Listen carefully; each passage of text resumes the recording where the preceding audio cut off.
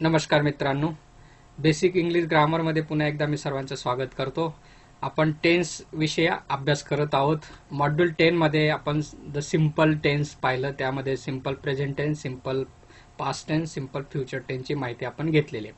आज आपल्यासमोर मॉड्यूल 11 आणलेलं आहे. त्यामध्ये आपण द कंटिन्युअस टेन्स विषयी माहिती घेणार आहोत. त्याच्यातच present continuous tense, past continuous tense आणि फ्युचर कंटिन्युअस टेन्सची माहिती आपण घेऊया. चला मग पाहूया कंटिन्युअस टेन्स.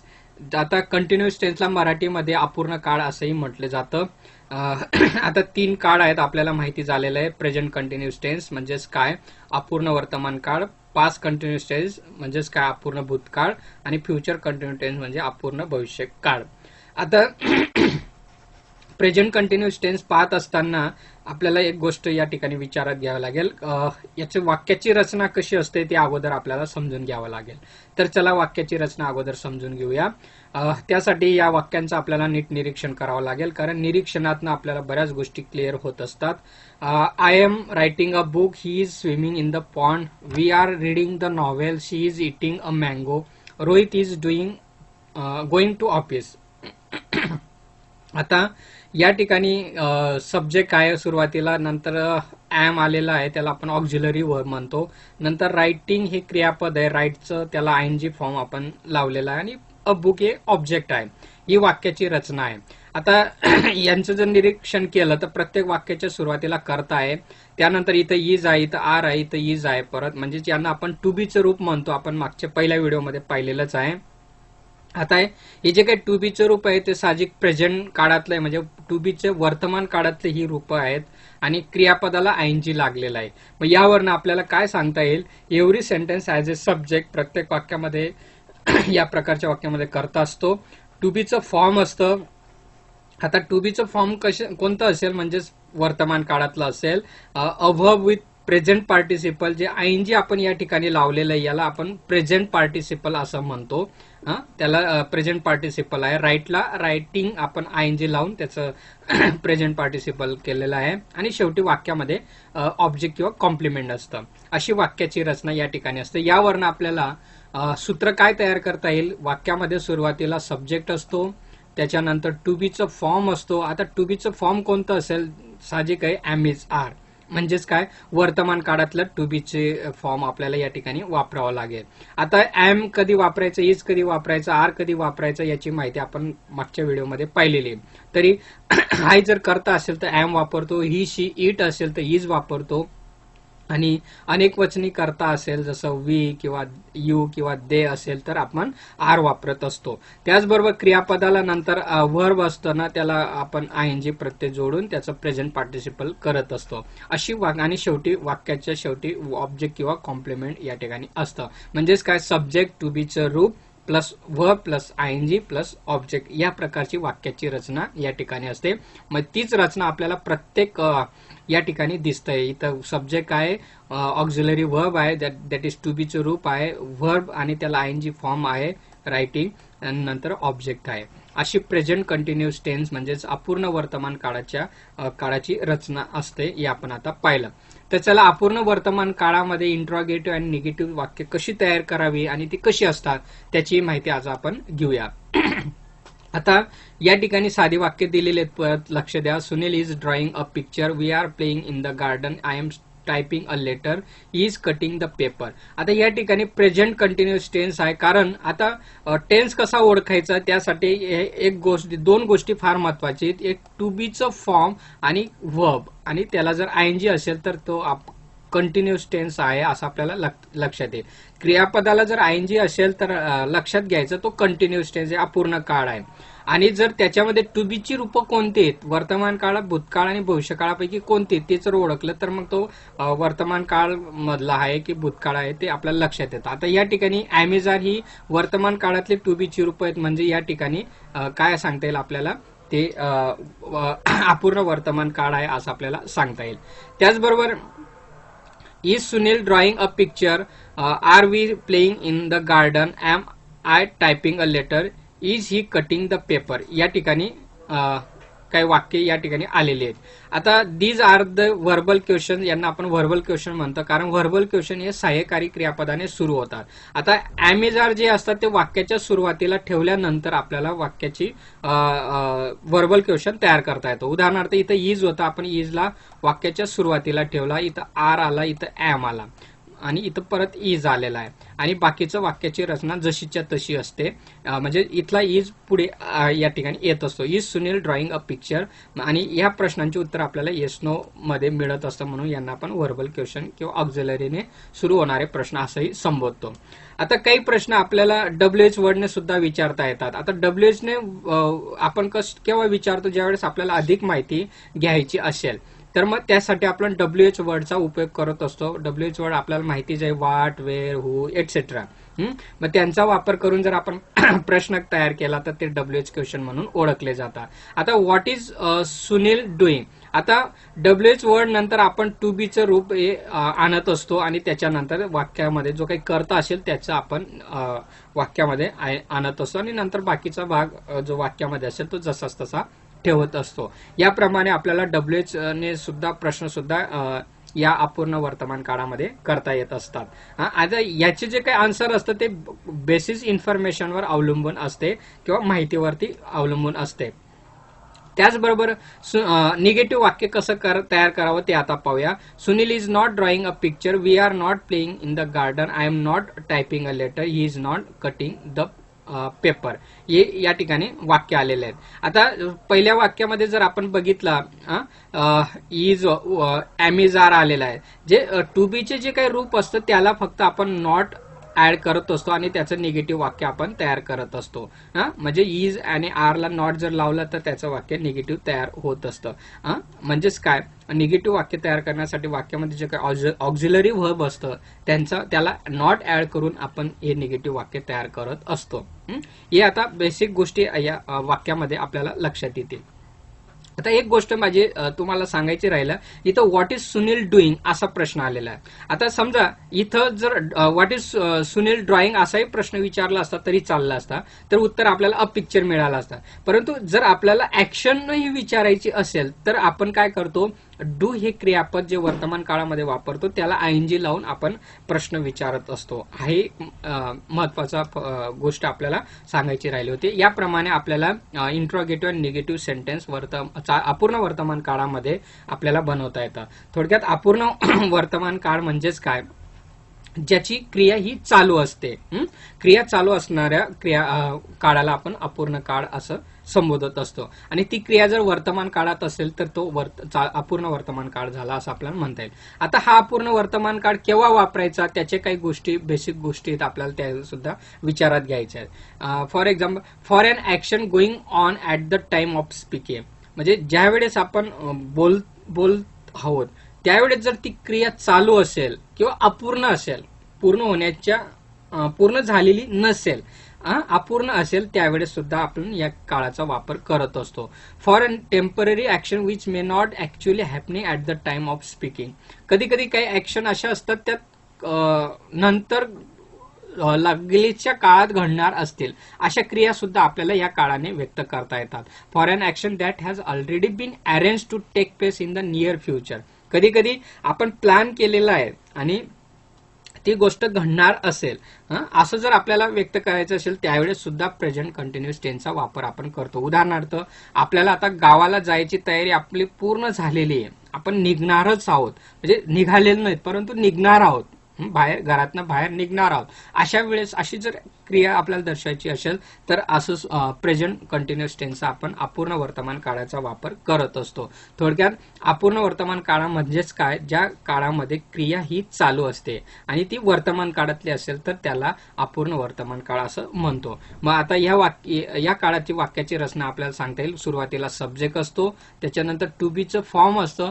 आता टू बीचं फॉर्म कोणतं असेल, एम इज आर, हे टू बीचं वर्तमान काळातली ही रूपं आहेत. एम इज आर ही फॉर्म आहेत. त्यांच्यापैकी एकाचा वापर आपल्याला करायचा असतो, तो कर्त्यानुसार. वाक्यामध्ये कर्ता जर आय असेल तर एम वापरतो, ही शी इट असेल तर इज वापरतो, आणि इथं अनेक वचने कर्ता असेल तर आर वापरत असतो. त्याच्यानंतर वाक्यामध्ये क्रियापद येतं आणि त्या क्रियापदाला आपण आयएनजी लावत असतो, म्हणजेच त्याला आपण प्रेझेंट पार्टिसिपल असं म्हणतो त्या आयएनजीला. आणि त्याच्यानंतर वाक्यामध्ये ऑब्जेक्ट किंवा कॉम्प्लिमेंट असतं. अशा प्रकारे वाक्याची रचना या ठिकाणी असते. हा झाला अपूर्ण वर्तमान काळ, त्याची तो केव्हा वापरायचा, त्याची वाक्याची रचना कशी असते, ह्या सर्व गोष्टी आपण आता पाहिलेत. चला आता पुढे जाऊया. अपूर्ण भूतकाळाची माहिती घेऊया. अगोदर पास्ट टेन्स मधला जो काही अपूर्ण भूतकाळ आहे त्याची माहिती घेऊया. मी अगोदरच सांगितले अपूर्ण म्हणजेच काय, ती क्रिया चालू असते. काही ठिकाणी काही पुस्तकांमध्ये चालू काळ सुद्धा असंही शब्दप्रयोग येत असतो, परंतु अपूर्ण काळ हा एक शब्द आपल्याला चांगला वाटतो. The past continuous tense. आता हा काळही समजून घ्यायचा असेल तर या वाक्यांचं आपल्याला नीट निरीक्षण करावं लागेल. I was writing a book, he was swimming in the pond, we were reading the novel, she was eating a mango, Rohit was going to office. आता या ठिकाणी आपण जर पाहिलं वाक्याच्या सुरुवातीला सगळे या ठिकाणी काय आहेत, सब्जेक्ट आलेले आहेत. त्याच्यानंतर वॉज आणि वेअरचा वापर आपल्याला दिसतोय आणि नंतर क्रियापद दिसतंय. क्रियापदाला आयएनजी प्रत्यय लागलेला आहे. म्हणजेच काय, या ठिकाणी वॉज वेअर हे काय टू बी ची भूतकाळी रूप आहेत, त्यांचा वापर या ठिकाणी केलेला आहे. आता ज्यावेळेस आपल्याला समजा एखादं वाक्य जर आलं, ते वाक्य कसं ओळखायचं, सर्वप्रथम म्हणजे क्रियापदाकडे अगोदर जर लक्ष दिलं, जर क्रियापदाला जर आयएनजी असेल तर विचारात घ्यायचं तो कंटिन्युअस टेन्स आहे. आता कंटिन्युअस टेन्स आहे म्हणजे काय, अपूर्ण काळ आहे, परंतु तो कोणता अपूर्ण काळ हे केव्हा लक्षात येईल, ज्यावेळेस आपण टू बीची रूप विचारात घेतो. जर टू बीचे रूप या ठिकाणी ॲमेजार राहिले असते तर मी म्हटलं असतं हा पूर्ण वर्तमान काळ आहे. आता ही या ठिकाणी भूतकाळातली म्हणजेच काय, कोणता काळ आहे, कोणता काळ आहे, भूतकाळ आहे, म्हणजेच काय अपूर्ण भूतकाळ या ठिकाणी आलेला आहे. हे आपल्याला वाक्यांवरनं लक्षात येतं. बाकी ऑब्जेक्ट आणि कॉम्प्लिमेंट यानंतर येतच असतं. यावरनं आपल्याला काय सांगता येईल, प्रत्येक वाक्यामध्ये एक सब्जेक्ट असतो, टू बीचं फॉर्म असतं. आता भूतकाळ असेल तर टू बीचं भूतकाळी रूप असेल, ते दोन आहेत, वॉज आणि व्हे, यापैकी एक आपण वापरत असतो. त्याच्यानंतर व्हर्ब असतं आणि त्याला प्रेझेंट पार्टिसिपल लागलेला असतो, म्हणजेच आयएनजी फॉर्म असतो, आणि नंतर वाक्यामध्ये ऑब्जेक्ट असतं. मग यावरनं या वाक्याची रचनेचं सूत्र काय बनवता येईल, हे सूत्र जर आपण लक्षात घेतलं आणि हे जर डोक्यात बसलं ना मित्रांनो, झोपेतनं जरी आपल्याला उठवलं आणि विचारलं की सांग बाबा वाक्याची रचना कशी असते, तर हे सूत्र आपल्या लक्षात असलं पाहिजे. मग वाक्याला सुरुवातीला सब्जेक्ट असतो, टू बीचं फॉर्म असतो, टू बीचं फॉर्म भूतकाळामध्ये वॉज आणि वेअर पैकी एक आपल्याला वापरायचं असतं. आय, ही, शी, इट नंतर आपण वॉज वापरतो, इतर जे काही करते असतं त्यांच्यानंतर आपण वेअर वापरतो, वर्ब आणि त्याला आयएनजी प्रत्यय जोडत असतो, आणि नंतर शेवटी ऑब्जेक्ट असतो. अशी वाक्याची रचना अपूर्ण भूतकाळामध्ये आपल्याला दिसून येतं किंवा द पास्ट कंटिन्युअस टेन्स मध्ये आपल्याला पाहायला मिळत असते. तर चला पाहूया आता याचं निगेटिव्ह आणि इंट्रॉगेटिव्ह वाक्य कसं तयार करावं. आता इंट्रॉगेटिव्ह वाक्य तयार करत असताना अगोदर साधे वाक्य बघूया. Sunil was drawing a picture, we were playing in the garden, I was typing a letter, he was cutting the paper. आता ही झाली आपण मागे पाहिलं जे वाक्याची रचना झाली अपूर्ण भूतकाळाची. अपूर्ण भूतकाळ या दोन गोष्टींनी आपल्याला लक्षात येतं, टू बीचं फॉर्म आणि एक आयएनजी फॉर्म क्रियापदाचं. या दोन गोष्टींनी आपल्याला या ठिकाणी विचारात घ्यायच्या असतात. त्याच्यानंतर जर आता या वाक्याचं जर आपल्याला इंट्रॉगेटिव्ह वाक्य बनवायचं असेल, आता इंट्रॉगेटिव्ह वाक्य दोन प्रकारचे असतात, एक व्हर्बल क्वेश्चन असतो आणि एक डब्ल्यूएच क्वेश्चन असतो. व्हर्बल म्हणजेच काय, सहाय्यकारी क्रियापदाने सुरू होणारे जे काही प्रश्न असतात त्यांना व्हर्बल म्हणतो. आता वॉज आणि वेअर या ठिकाणी सहाय्यकारी क्रियापद आहे, त्यांना जर वाक्याच्या सुरुवातीला आपण ठेवलं तर आपल्याला व्हर्बल क्वेश्चन आपल्याला बनवता येतो. बाकीचा जो भाग असतो तो जसाचा तसा आपण लिहित असतो आणि शेवटी प्रश्नचिन्ह आपण देत असतो, म्हणजे तो झाला व्हर्बल क्वेश्चन या ठिकाणी आपल्याला सांगते. थोडक्यात ऑक्झिलरी वर्बचा वापर करून, जे भूतकाळामध्ये वॉज आणि वेअर आहे त्यांचा वापर करून आपल्याला हा प्रश्न तयार करता येतो, आणि या प्रश्नाची उत्तरं फक्त आपल्याला येस नो ने प्राप्त होत असतात. चला मग आता डब्ल्यूएच क्वेश्चन कसा तयार करतात तेही पाहूया. आता व्हॉट वॉज सुनील डुईंग. आता या ठिकाणी Sunil was drawing a picture. आता मला काही माहिती घ्यायची असेल तर मी डब्ल्यूएच प्रश्न विचारत असतो, what was Sunil doing. Sunil काय करत आहे असं मला विचारायचं आहे. आता या ठिकाणी डुईंग शब्द आलेला आहे, इथं ड्रॉइंग नाही. आता ड्रॉइंग ही वापरलं असतं तरी मला उत्तर अ पिक्चर आलं असतं, परंतु मला ऍक्शनही त्याची जाणून घ्यायची की तो काय करत आहे, म्हणून मी डूचं जे आयएनजी फॉर्म आहे ते या ठिकाणी वापरलं. डू हे वर्ब आहे आणि त्याला आयएनजी आपण प्रत्यय जोडलेला आहे. व्हॉट वॉज सुनील डुईंग असा मी प्रश्न त्या ठिकाणी केला.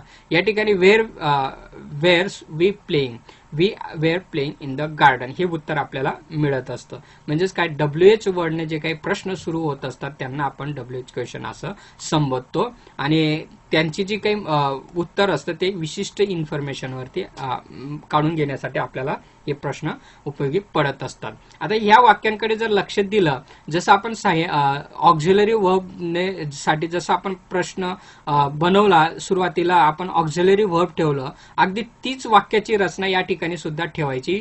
त्याच्या अगोदर परत आपल्याला WH वर्ड ठेवायचा, म्हणजे WH वर्ड त्याच्यानंतर ऑक्झिलरी वर्ब आणि नंतर कर्ता आणि जे काही क्रियापद असेल त्याचा आपण वाक्यामध्ये उपयोग करत असतो. अशी वाक्याची रचना हे WH क्वेश्चन तयार करत असतो. चला मग आता निगेटिव्ह वाक्य कसं तयार करतात ते वाक्यांचं निरीक्षण करा.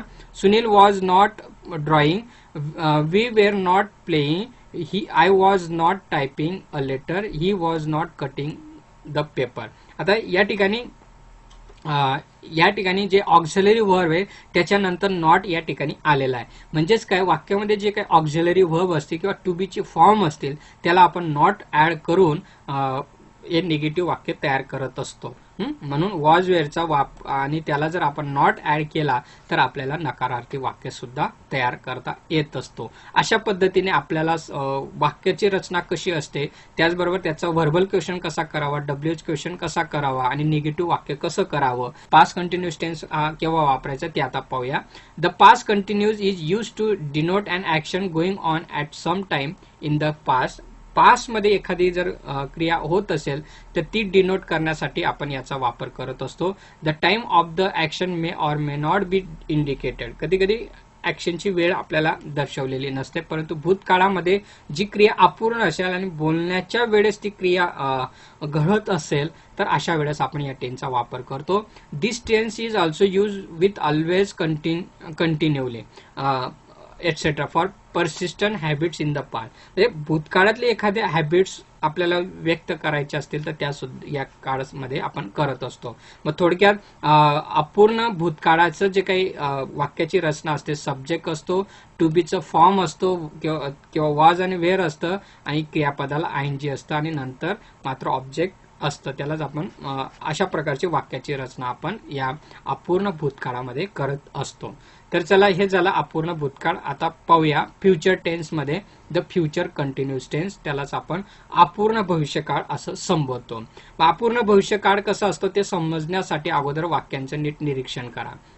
I shall be writing a book, he will be swimming in the pond, we shall be reading the novel, she will be eating a mango, Rohit will be going to office. आता ह्या ठिकाणी वाक्य आलेले आहेत. आता शॅल बी आणि will be हे दोन शब्द आपल्याला या ठिकाणी दिसतात. आता शॅल बी आणि विल बी काय, या ठिकाणी हे टू बी चे भविष्यकालीन रूप आहेत जे शॅल बी आणि विल बी वापरतो. आता वाक्यामध्ये इथं कर्ते दिसतात आपल्याला, कर्त्यानुसार आपण काही आय आणि वी ला शॅल बी वापरतो, इतर जे काही कर्ते त्यांना आपण विल बी वापरत असतो.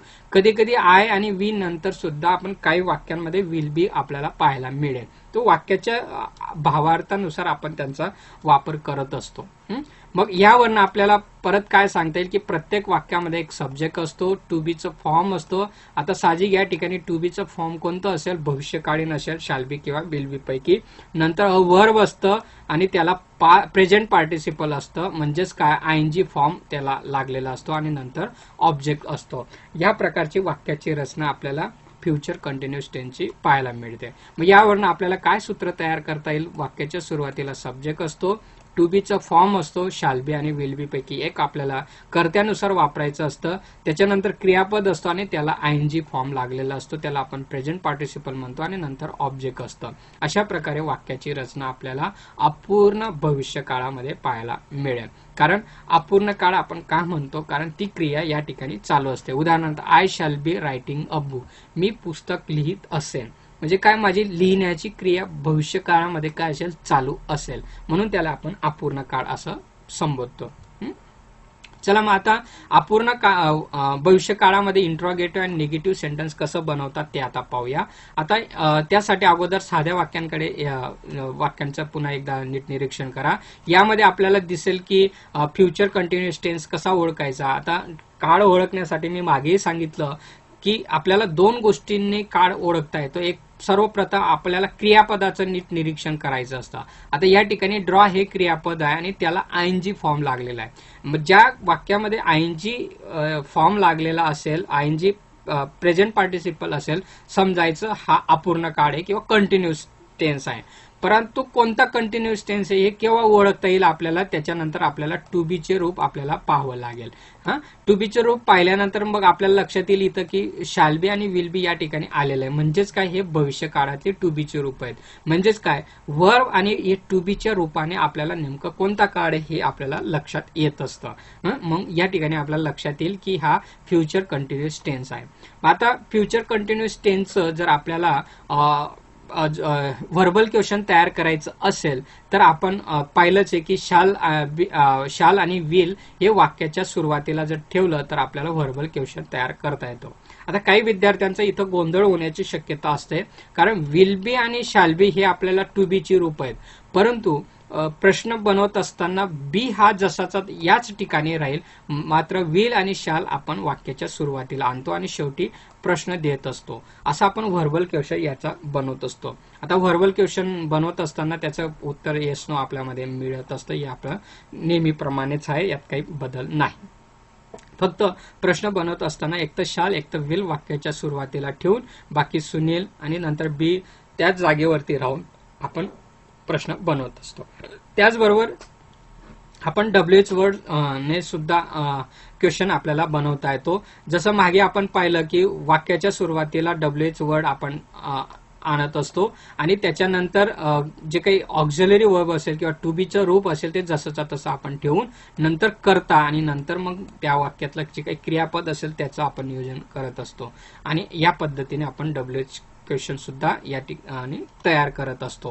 आता याची माहिती आपल्याला विशिष्ट इन्फॉर्मेशन वरती असते. म्हणजेच काय, what will be Sunil doing, Sunil will be drawing a picture. म्हणजेच काय, आपल्याला विशिष्ट अशी इन्फॉर्मेशन काढण्यासाठी डब्ल्यूएच क्वेश्चनचा वापर आपण करत असतो. चला आता निगेटिव्ह वाक्य कसं तयार करतात त्याचंही आपण नीट निरीक्षण करूया. वाक्यांचं नीट निरीक्षण करा. Sunil will not be drawing a picture. आता विल नॉट या ठिकाणी आलेला आहे, इथं शॉल नॉट आलेला आहे, इथं पण शॉल नॉट आहे, इथं विल नॉट, परत इथं विल नॉट आहे. याप्रमाणे आपल्याला दिसतंय. म्हणजेच काय, एक गोष्ट या ठिकाणी लक्षात घेण्यासारखी, विल शाल हे जे काही शब्द त्याच्यानंतर आपण नॉट शब्द अवलंबला आणि बी त्याच्यानंतर आहे. इथं काही विद्यार्थी गोंधळ करतात.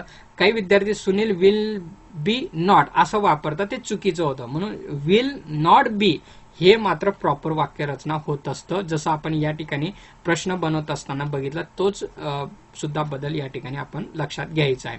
आता या ठिकाणी आपल्याला दिसेल की निगेटिव्ह तयार करत असताना आपण शाल आणि विलला नॉट ऍड करून आपण निगेटिव्ह वाक्य तयार करत असतो. म्हणून अपूर्ण वर्तमान काळामध्ये वाक्याची रचना कशी असते, प्रश्न कसा बनवायचा, तो ही व्हर्बल क्वेश्चन डब्ल्यूएच क्वेश्चन कसा बनवायचा आणि निगेटिव्ह वाक्य कसं बनवायचं ते आता आपण पाहिलेलं आहे. हे आपल्याला लक्षात आलं असेल.